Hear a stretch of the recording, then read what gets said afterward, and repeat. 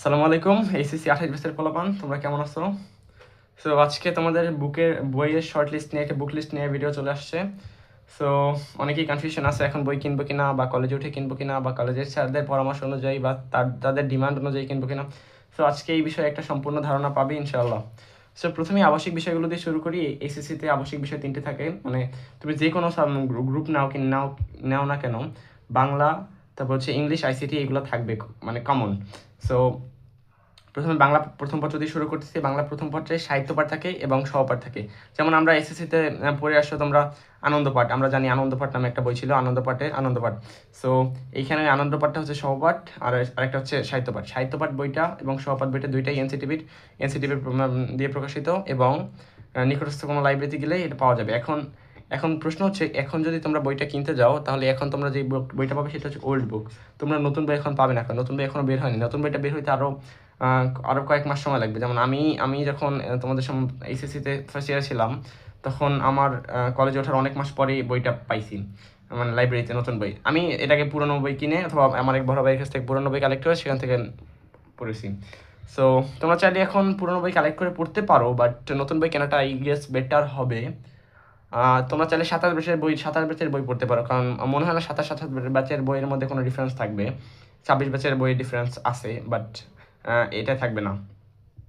So এরপর আমরা বাংলা দ্বিতীয় পত্র দিকে আসি। বাংলা দ্বিতীয় পত্র মূলত হচ্ছে পুঁথিনিলয় প্রকাশনীর মোহাম্মদ পুঁথিনিলয় প্রকাশনী আর হচ্ছে অক্ষরপত্র, দুই প্রকাশনীর বই আছে। সো পুঁথিনিলয় থেকে ডক্টর হায়াত মাহমুদের, এবং অক্ষরপত্র থেকে নিতে পারো, যে কোনো দুইটা নিতে পারো, বাট হায়াত মাহমুদ আমি প্রিফার করি, এটা ভালো হবে। সো ইংলিশ ফার্স্ট পেপার, এটাও বাংলার মতো সেম টু সেম এনসিটিভি দ্বারা প্রকাশিত বই। So English for today. আর হচ্ছে তোমরা যদি সেকেন্ড পেপারের জন্য বলো, সো এখানে নেভিগেটর নিতে পারো, বা অ্যাডভান্স চৌধুরী হোসেনের অ্যাডভান্স নিতে পারো, যে কোনো তোমাদের এটা। বাট আমি পার্সোনালি প্রিফার করি অ্যাডভান্স নিতে ভালো হবে। এবং তথ্য যোগাযোগ প্রযুক্তি যদি বলতে আসি, একটা মজার বিষয়, এখানে অনেকেই ডক্টর মাহবুবুর রহমানের সিস্টেক পাবলিকেশনের সিস্টেকের বইটা কিনে। সো আমি এখানে প্রথমেই বলবো, তোমরা সিস্টেক পাবলিকেশন কিনবে, মাহবুবুর রহমানেরটা কিনবে, বাট যারা একটু মডারেট ক্যাটাগরি স্টুডেন্ট আছো, তাদের জন্য এনসিটিভির বইটা ভালো হবে, মানে জাতীয় পাঠ্যপুস্তক ক্রমের বইটা বেশি ভালো হবে, কারণ এইটা অনেক এক্সট্রা ইনফরমেশন আছে, বাট এইটাই একদম জাস্ট কাট টু কাট লেখা, যতটুকু লাগবে পরীক্ষায় জাস্ট ততটুকুই, একদম পারফেক্ট। আমি যখন মানে তোমাদের সময় ছিলাম, সো ফার্স্ট ইয়ার ছিলাম তখন আমি প্রথমে এই বইটা কিনছিলাম, বাট এখন আমি বুঝতেছি যে ওইটা কেন ভুল হয়েছে, এটা কিনলে ভালো হইতো, কারণ পরীক্ষায় সেম টু সেম কোয়েশ্চেন এখান থেকে কমন পাবে। বাট এইটা হচ্ছে ম্যাথামেটিক্যাল টার্ম প্র্যাকটিসের জন্য, ম্যাথামেটিক্যালের জন্য এটা বেস্ট হবে, মানে মাহবুবুর রহমানের।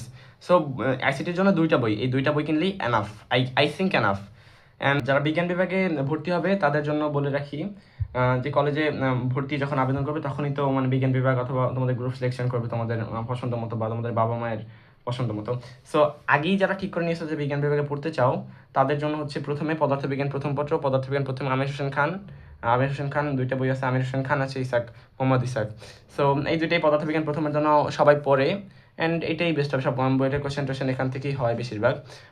তারপর হচ্ছে পদার্থবিজ্ঞান দ্বিতীয় পত্রের জন্য শাহজাহান তপন অথবা গোলাম হোসেন প্রামাণিক, দুইটাই নিতে পারো, but Shahjahan Tapan I guess একটু বেটার হবে, মানে দ্বিতীয় পত্রের জন্য। উচ্চতর গণিতের কথা যদি বলতে যাই, প্রথম এবং দ্বিতীয় পত্র দুইটার জন্যই যারা একটু ম্যাথে, যাদের একটু বেসিকের সমস্যা আছে, বা যারা একটু ম্যাথ মানে আস্তে আস্তে করতে করতে সামনের দিকে আগাইতে চাও, তাদের জন্য অসীম কুমার সাহার অক্ষরপত্রের এই বইটা বেস্ট হবে। অসীম কুমার সাহা অক্ষরপত্র। আর হচ্ছে যারা একটু মানে হাই ক্যালিবার স্টুডেন্ট আছো, এটা এখন আমার মনে হয় না এটা এখন কেনা উচিত হবে। যারা একটু হাই ক্যালিবার স্টুডেন্টস আছে তাদের জন্য কিতাবুদ্দিন স্যারের বইটা বেস্ট হবে। এটা থেকে ডিরেক্ট বইতে অথবা ইঞ্জিনিয়ারিং ভর্তি পরীক্ষার কোশ্চেন আসে, ডিরেক্ট আসে, ভার্সিটি ইউনিটি ইঞ্জিনিয়ারিংয়ে ডিরেক্ট কোশ্চেন আসে। সো উচ্চতর গণিতের চ্যাপ্টার ক্লিয়ার। সো এখন হচ্ছে রসায়নের জন্য হচ্ছে রসায়ন প্রথম এবং দ্বিতীয় পত্র উভয়ের জন্য হারাধন নাগ এবং হাজারি, এটাই আমাদের কমন, একদম ইউনিভার্সাল ল এর মতো, হারাধন নাগ এন্ড হাজারি নাগ। সো আর হচ্ছে লিঙ্কন মিত্র চাইলে কিনতে পারো, না কিনলে কোনো সমস্যা নেই। হারাধন নাগ, এটা থেকে মেডিকেল অহরহ কোশ্চেন আছে, আসে মেডিকেলে অহরহ কোশ্চেন আসে। এখন আসি জীববিজ্ঞানের ক্ষেত্রে। জীববিজ্ঞানে দুইটা পত্র থাকবে, একটা হচ্ছে উদ্ভিদ বিজ্ঞান, প্রাণী বিজ্ঞান। উদ্ভিদ বিজ্ঞান বোটানির জন্য ডক্টর আবুল হাসানের স্যারের বইটা বেস্ট হবে। আবুল হাসান স্যারের বইটা বেস্ট হবে। এটা থেকে অহরহ মেডিকেল অ্যাডমিশনের কোশ্চেন আসবে, ভার্সিটি মেডিকেল দুইটা এটা থেকে কোশ্চেন আসবে। সো আর হচ্ছে দ্বিতীয় পত্র জুলজি হচ্ছে গাজী আজমল এবং গাজী আসমত। এই দুইটা থেকে অহরহ মেডিকেল কোশ্চেন আসবে। এই দুইটা থেকে কমন একদম line by line medical question আসে। সো এছাড়াও একাডেমিকের জন্য এই দুটো বই বেস্ট হবে। এই দুটো বইয়ের বাইরে আবুল হাসান এবং আজমল আসমতের বাইরে আমি কাউকে সাজেস্ট করতে দেখি নাই কোনো বই।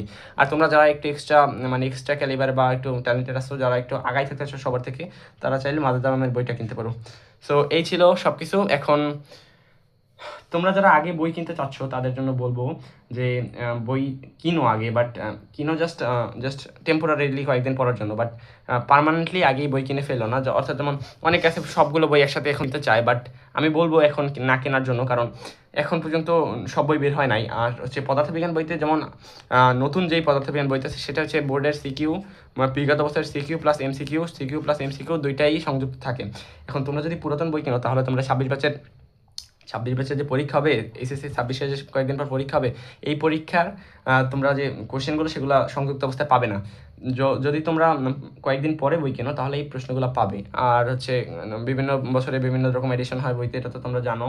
সো আমি তোমাদের বলবো যে তোমরা যারা আগে থেকেই প্রিপারেশন শুরু করতে চাও তারা অবশ্যই বই কালেক্ট করতে পারো, বই কালেক্ট করে পড়তে পারো। আর হচ্ছে যারা মানে চাচ্ছ যে একটু আস্তে ধীরে ঠান্ডা মাথায় কুল হয়ে একটু মানে কালমলি একটু প্রিপারেশন নেবে, মানে পড়াশোনা করবে, তারা চাইলে পরেও বই কিনতে পারো, কোনো প্যারা নেই।